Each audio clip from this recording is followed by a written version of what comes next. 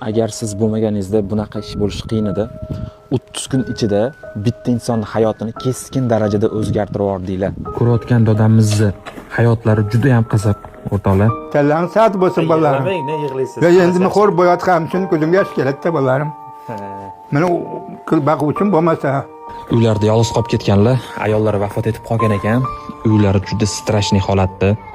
Hozir kadr bilan yetkazib bera olmayotgan bo'lishi mumkin, lekin ko'zinglar bilan ko'rsanglar juda dahshatli holatda. Hattoki mana bitta yo'q ekan.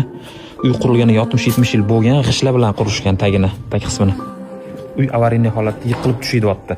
Sen yaratgan olamu inson go'zal, sen yuborgan Mustafa Qur'on go'zal, sen buyurgan har amal iymon go'zal, ruhlari ichra sunganing vijdon go'zal, bu go'zalliklar jamolingdan sening.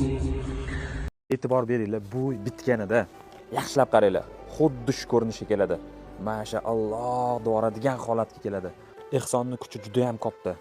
Kim nima desin, lekin ishoninglar, juda katta ehsonning kuchi. Hayotingizni keskin darajada umuman siz bilmagan holatda o'zgartirib yuborish qudratiga ega.